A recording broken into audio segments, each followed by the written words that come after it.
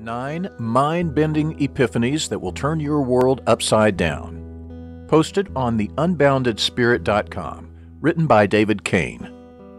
1. You are not your mind. The first time I heard somebody say that, I didn't like the sound of it one bit. What else could I be? I had taken for granted that the mental chatter in my head was the central me that all the experiences of my life were happening to.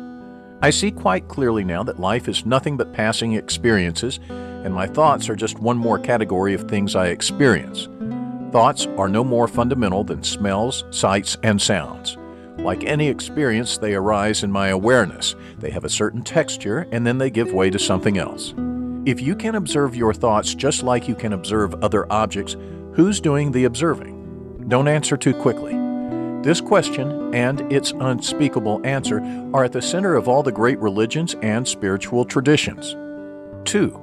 Life unfolds only in moments. Of course, I once called this the most important thing I ever learned. Nobody has ever experienced anything that wasn't part of a single moment unfolding. That means life's only challenge is dealing with the single moment you are having right now.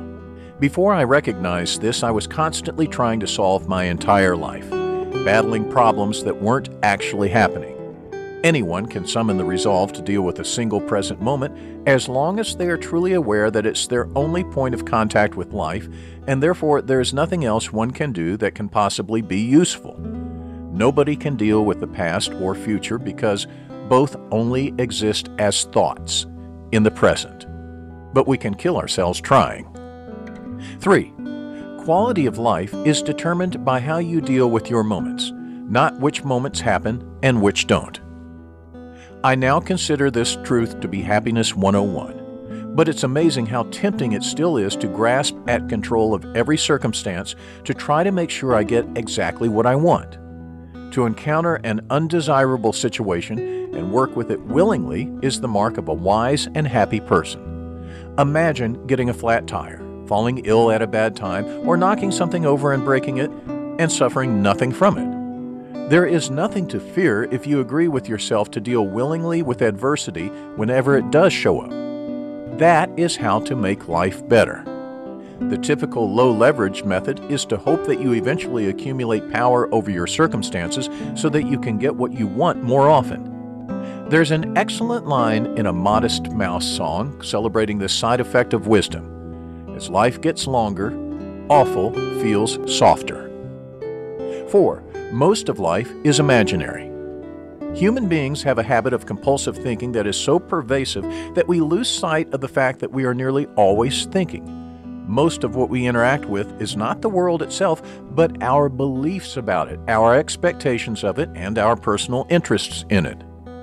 We have a very difficult time observing something without confusing it with the thoughts we have about it. And so the bulk of what we experience in life is imaginary things.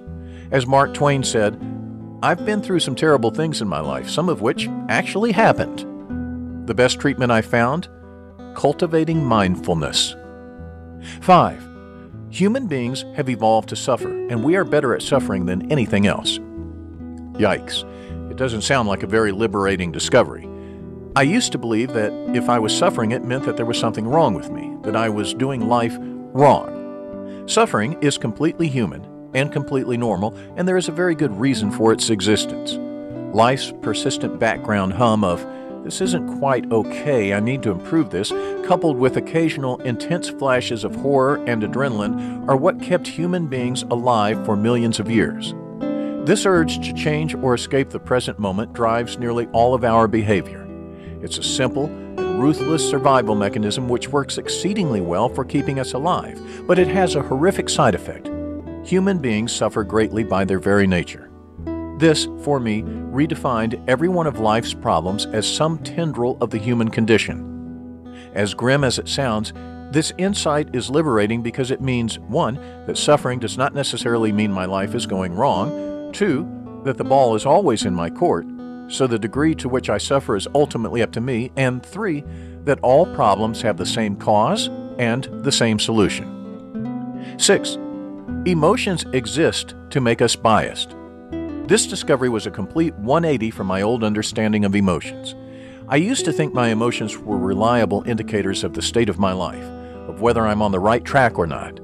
Your passing emotional states can't be trusted for measuring your self-worth or your position in life, but they are great at teaching you what it is that you can't let go of. The trouble is that emotions make us both more biased and more forceful at the same time. Another survival mechanism with nasty side effects. 7. All people operate from the same two motivations: to fulfill their desires and to escape their suffering. Learning this allowed me to finally make sense of how people can hurt each other so badly. The best explanation I had before this was that some people are just bad. What a cop-out. No matter what kind of behavior other people exhibit, they are acting in the most effective way they are capable of, at that moment, to fulfill a desire or to relieve their suffering. These are motives we can all understand. We only vary in method, and the methods each of us has at our disposal depend on our upbringing and our experiences in life, as well as our state of consciousness. Some methods are skillful and helpful to others, others are unskillful and destructive, and almost all destructive behavior is unconscious. So there is no good and evil, only smart and dumb, or wise and foolish. Understanding this completely shook my long-held notions of morality and justice. 8. Beliefs are nothing to be proud of. Believing something is not an accomplishment. I grew up thinking that beliefs are something to be proud of, but they're really nothing but opinions one refuses to reconsider. Beliefs are easy. The stronger your beliefs are, the less open you are to growth and wisdom, because strength of belief is only the intensity with which you resist questioning yourself. As soon as you are proud of a belief, as soon as you think it adds something to who you are, then you've made it a part of your ego. Listen to any die-hard conservative or liberal talk about their deepest beliefs, and you are listening to somebody who will never hear what you say on any matter that matters to them, unless you believe the same. It is gratifying to speak forcefully. It is gratifying to be agreed with, and this high is what the diehards are chasing. Wherever there is a belief, there is a closed door. Take on the beliefs that stand up to your most honest, humble scrutiny, and never be afraid to lose them. 9. Objectivity is subjective. Life is a subjective experience, and that cannot be escaped. Every experience I have comes through my own personal and unshareable viewpoint. There can be no peer reviews of my direct experience, no real corroboration. This has some major implications for how I live my life. The most immediate one is that I realize I must trust my own personal experience because nobody else has this angle, and I only have this angle.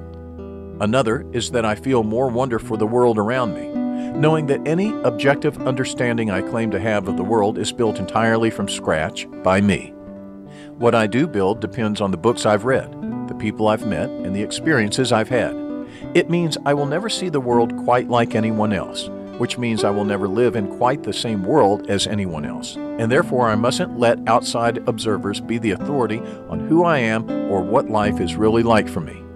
Subjectivity is primary experience. It is real life. And objectivity is something each of us builds on top of it in our minds privately, in order to explain it all. This truth has world-shattering implications for the roles of religion and science in the lives of those who grasp it.